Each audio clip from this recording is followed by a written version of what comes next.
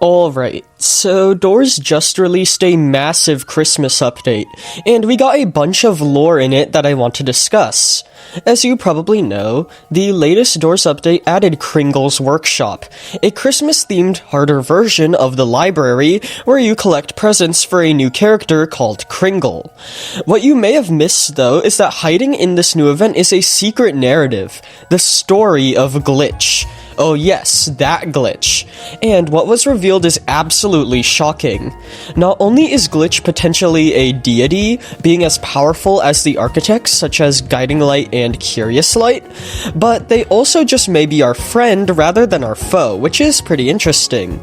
We have got lots and lots to discuss today, as so much about this character was revealed in this update. So with all of that being said, let's begin. Alright, so to begin, I want to go over everything we knew about Glitch prior to this update. Then we'll get into all the juicy new stuff. Essentially, Glitch is almost like a parasite. They reside in our mind and can't actually affect the physical world. Everything they do isn't real, but instead just a figment of our imagination which they bring to our mind. For example, throughout your playthroughs you may come across glitch fragments. Interacting with these will spawn a glitch entity that you must defeat in order to progress. Story-wise, these glitch entities and the glitch fragments themselves are manifestations created by the one glitch entity living in our head, and they don't actually exist in the real world. That is why other players can't actually see the glitch entities, whereas you can whenever they spawn. It's because only you can see them due to how they only exist in your head and only in your head. This piece of information is vital to Glitch's new lore in this Christmas event, so let's get on to that. As I said, Cringle's Workshop is a festive reskin of the library. The catch is, though, none of it is real. That's right. The entire event is just another hallucination caused by Glitch, and we know this as Glitch actually speaks to us in the event whenever we die.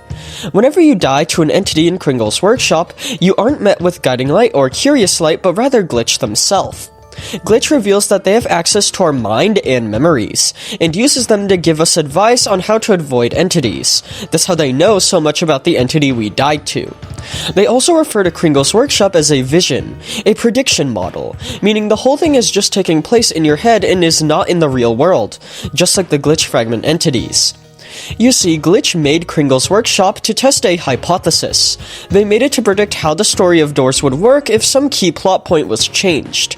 In this case, it was, what if Doors was Christmas themed?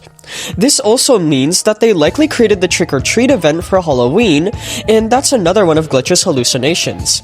With the hypothesis that time being, what if Doors was Halloween themed, and what if Sally never ran away from home, since that also happens in the floor. So that raises the question of why? Why did Glitch make this whole Christmas library area in our head? What good does that do? Well, fortunately, Glitch actually reveals it to us in his dialogue. You see, Glitch is a very unique entity, as they're the only one in the game which the architects have no clue about. Guiding Light has proven to not know anything about them, as when you die to a glitch fragment entity, they can't exactly pinpoint how you died. Curious Light has some knowledge of Glitch, and although they recognize that we should stay away from them, it appears their knowledge of the entity is somewhat fuzzy, like they don't understand completely what they are. In fact, Glitch even states that their creator, who is likely an architect, isn't aware of their full potential. Throughout the course of Cringle's Workshop, Glitch will constantly ask you to try again and encourage you to get better. At first, you may wonder why they are making you replay this imaginary scenario over and over again, until they finally reveal their true motive behind all these hallucinations. Glitch wants to leave with us. As I said, Glitch is almost like a parasite. They live in our mind, and as a result, they fly under the radar of the architects. They want to use that power to quote-unquote leave with us. What does leaving mean, you may ask? Well, I assume it means leaving the Doors world. You see, the main goal of playing through the actual game is to leave, to escape the floors. Glitch is using these hallucinations to train us, so that we have the skills to better leave when we play through the very real main floors of the game. And since Glitch is in our head, they will leave alongside us whenever we leave. Glitch is effectively a minor architect. They can generate these impossibly intricate visions in our mind to train us for real events we'll have to face. It's just they can't really affect the real world. This creature in our heads is incredibly powerful, so powerful that they go unnoticed by the architects, the closest things to gods of the Doors world. They are using this power to help us, with the end goal of escaping alongside us. Glitch isn't a force to be messed with. They are incredibly strong despite lacking any influence over the physical world, yet they choose to help us rather than be against us. Alright, so now that we have gone over Glitch's main motives and how they involve us, what else did we learn about them in this update? Well, actually, quite a bit. For one, Glitch is directly responsible for item skins. Based on some dialogue they have regarding them, it's likely the skins are hallucinations Glitch places onto normal items to make them more appealing. This is why whenever you drop an item with an item skin, the skin doesn't actually appear, as it's just a hallucination and not anything that physically exists. Additionally, all of Glitch's shenanigans messing with our heads isn't forced. We the player willingly choose to partake in the hallucinations. This is why Glitch has to ask us to return to Cringle's workshop, and also why player input is always required before we interact with anything related to Glitch, such as Glitch fragments. Although we are stuck with Glitch in our heads, we willingly decide to interact with them. Another thing I'd also like to mention regards how Glitch was created. The entity openly states how they were created by something, likely one of the architects, and how that architect isn't aware of their full potential.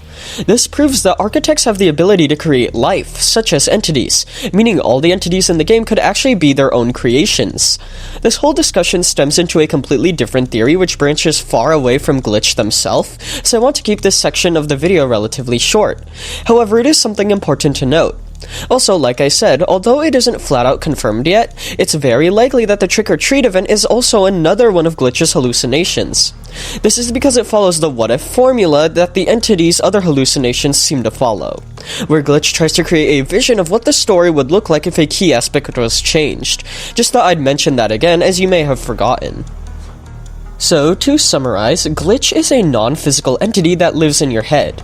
They have access to all your memories and uses those to provide feedback to you to tell you how to improve in their visions.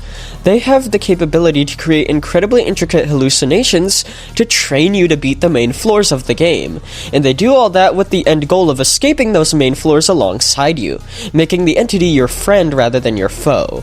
At least for now. Glitch created a Christmas-themed version of the library, as well as the Halloween-themed version of the outdoors from the trick-or-treat event in order to test your skills as a part of these hallucinations. They are also seemingly responsible for the item skins, and they are proof that architects can create entities, which as I said stems into a completely wild different discussion which I won't really get into in this video.